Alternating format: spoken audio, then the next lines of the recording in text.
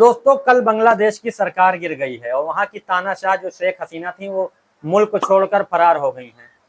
तो जब कोई तानाशाह यानी प्रधानमंत्री ज्यादा जुर्म अपनी जनता के ऊपर कर देता है और जनता जब सड़कों पर आ जाती है तो ऐसे ही तानाशाह देश छोड़कर भाग जाता है।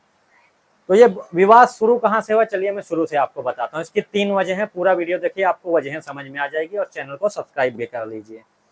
1971 में बांग्लादेश बना, 1972 में बांग्लादेश को देश की मान्यता प्राप्त हुई।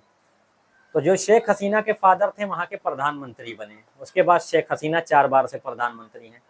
इसी बीच एक वहां का आरक्षण नियम था कि जो 30% आरक्षण है वो स्वतंत्रता सेनानियों के बच्चों को मिलेगा, लेकिन स्वतंत्रता 1971 से अगर अब तक जोड़ा जाए तो उनके पर पोते अब तक हो चुके हैं। तो पर पोतों को 30% आरक्षण मिलना कहीं ना कहीं गलत है।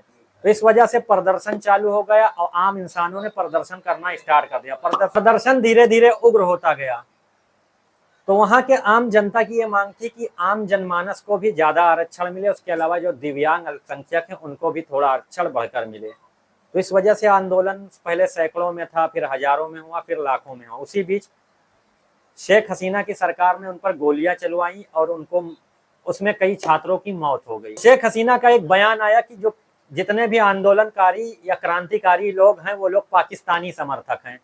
जैसे हर देश में क्रांतिकारियों को आतंकी बता दिया जाता है या दूसरे देश से प्रेरित बता दिया जाता है। तो इस बयान के बाद आग और भड़क गई। शेख हसीना ने यह भी कहा स्वतंत्रता सेनानियों को बच्चों को आरक्षण नहीं मिलेगा, क्या आम जनमानस को मिलेगा? तो शेख हसीना का ये बयान आग में घी की तरह काम किया। आम इंसान वहां पर अपने आप को मजबूर और असहाय महसूस किया।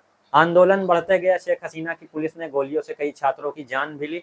उसके बाद सबसे बड़ी जो घटना हुई, जो आग में घी डालने का काम हुआ, मेट्रो जल जाती है। उस पर शेख हसीना जो है बयान देती है। मेट्रो के जल जाने पे शेख हसीना घड़ियाली आंसू रोती हैं, जैसे कि हर नेता रोता है मक्कारी में।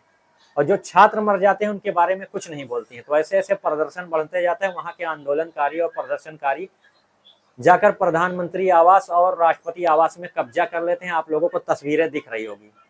तो एक तरह की जन क्रांति है। अपने देश की गोदी मीडिया उसको अलग अलग तरीका का नैरेटिव बना रही है, लेकिन गोदी मीडिया तो दलाल और बिकाऊ, उनके कहने पर जाया नहीं जा सकता है।